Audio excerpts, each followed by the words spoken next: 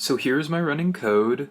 The board on the left has an accelerometer and is sending the signal to the board on the right, which is reading it and is connected to a neopixel. So when I change the orientation of the board, it changes the color of the neopixel.